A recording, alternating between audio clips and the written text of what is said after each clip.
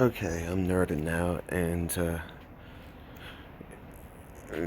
thinking about different ways to produce electricity and using the power that's already existing. And so apparently this is I've got a different idea than this, but let's go with this real quick. Tidal power.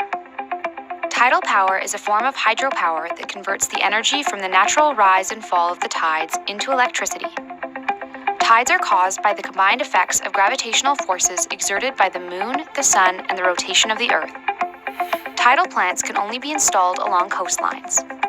Coastlines often experience 2 high tides and 2 low tides on a daily basis. By the way, this is fair use. Apparently I have to start saying this from now on. I need to put up disclaimers and become a little bit more legal with my practices. So, thank you. The difference in water levels must be at least 5 meters high to produce electricity.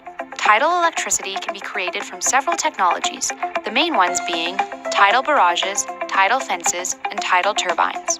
Tidal barrages are the most efficient tidal energy sources. A tidal barrage is a dam that utilizes the potential energy generated by the change in height between high and low tides. This energy turns a turbine or compresses air, which in turn creates electricity. Tidal fences are turbines that operate like giant turnstiles, whereas tidal turbines are similar to wind turbines, only underwater. In both cases, electricity is generated when the mechanical energy of tidal currents turns turbines connected to a generator. The generator produces electricity. Ocean currents generate relatively more energy than air currents because ocean water is 832 times more dense than air and therefore applies greater force on the turbines. Tidal power is easy to install and renewable, having no direct greenhouse gas emissions and a low environmental impact. Because the ocean's tidal patterns are well understood, tidal energy is a very predictable energy source, making it highly attractive for electrical grid management. This sets it apart from other renewables that can be more unpredictable. However, adoption of tidal technologies has been slow, and so far the amount of power generated using tidal power plants is very small. This is due largely to the very specific site requirements necessary to produce tidal electricity.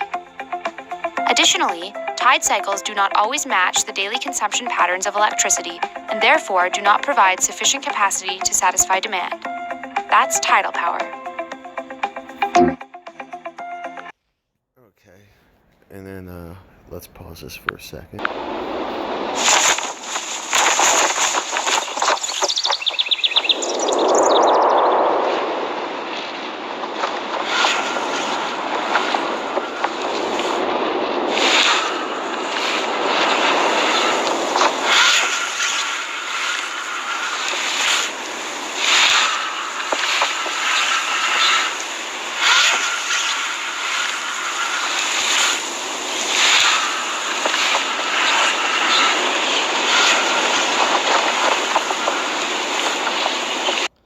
See, this one doesn't.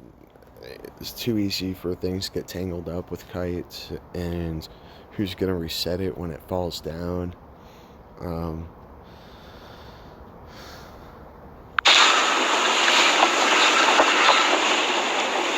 and plus, you're losing energy because it's getting its energy from pull, but something has to pull it back down, and that's gravity. And so,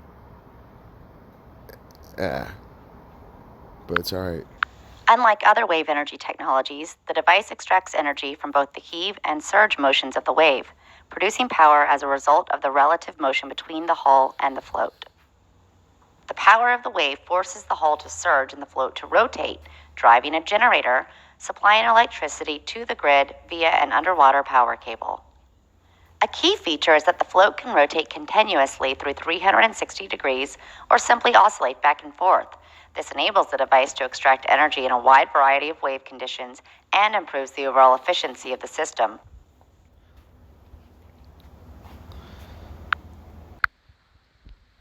Okay. I think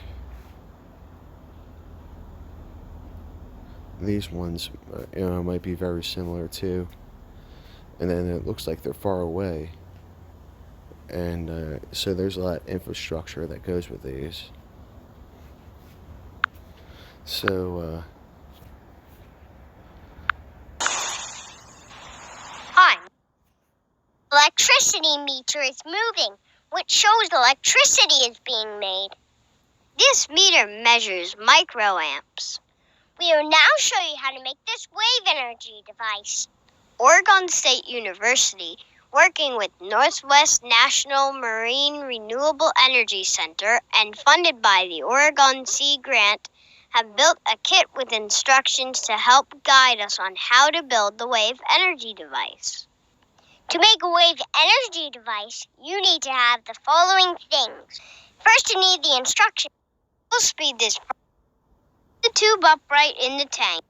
Copper, the insulation has been. First, make sure the device will fit in the tank and check to see if you need to make any adjustments. Check that your wave maker works. Fill the tank with water.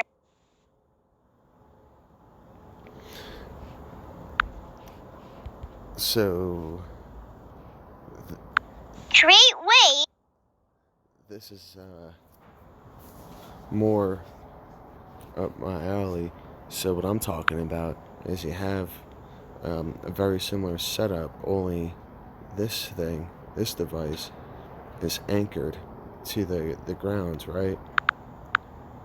So it's anchored to the ground and it's attached to the buoy there. And when the tides come in, you have low tide. So say this is the mean of ocean tides. That's sea level. And low tide is here, and then high tide is right up there. And so when it goes back down, we get energy. And then when it comes down, it gets energy. Then when the water comes in, it lifts itself up. And then being that this is only on one cable, it won't get tangled up. And there can be a flywheel on the thing too. And so it can store energy from the waves as it moves back and forth and everything of that nature, because it's on a line and whatnot. And can be spring activated. There's no perpetual motion. So, but the thing is, once these things, start running, they're going to be, they just need maintenance and everything like that. But we have transmissions that go 300 plus thousand miles an hour, and that's what we need is we have a transmission that's attached to a generator that's going, and this can be, lines can be, right here and stuff. So the infrastructure could be very small, and there could be little farms and whatnot of these things, and they won't get in the way of the wildlife. They're they're steel cables or whatever else, and but yeah, and then because that's the thing is it's not just raising and lowering of sea level, it's also just the waves, because the buoy's going to go up, then it's going to go down, and that's why it needs to be on a flywheel to store energy and everything of that nature, because we will be able to get consistent power from it. It's basically the kite design, and air is a fluid, just like water is a fluid, and so the same principles will work. And you can even do different ones that depend on energy. But if we have the moon lifting up all this water, it makes sense to me, to use that gravity. If the moon's gonna be doing all the work, why not try to harness that, because it's equivalent to rainfall or hydroelectric power, through rivers and everything like that. So anyways, take care, be safe, be kind, stay strong, love y'all. And that's, well, real quick, I mean, we can even do this in rivers and whatever else. Thing is, we deploy these buoys in the rivers and stuff, and they can be, launched out. They drive a flywheel. And actually, let me Let me show you something else real quick. Like, I've been freaking looking this stuff up. Hi, I'm Oscar van Deventer, and what I'm showing to you here is the ultimate reduction, which has a gearing ratio of 1,000,000,000 to 1. So I'll start with the demonstration. The gearing mechanism, it has a crank, and the red ring turns, the yellow ring turns, so I keep turning, and what you're seeing is a gearing ratio of 1,000,000,000 to 1. Of course, 1,000,000,000 to 1 goes a bit too slow to show on the camera. At the back side, Meant to do that. But yeah, that's the, trying to figure out the gears and stuff like that, because, there's only going to be a few, feet of movement. Well, I mean, we'll really need to figure out the real results of it, because the buoys can go in and out and drive the things just like with waves. And that's what makes them special, is that, they keep on working. It's, make it like a clock. And, that's, even if it's only a little bit, it's a step in the right direction. So, and it should be relatively cheap too. Gears, concrete to anchor it down. Well, of course, the infrastructure. I mean, that's going to be,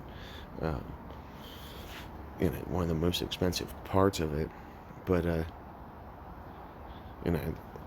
that's the thing, is that it'd be serviceable, and it sure really, get in the way of too much.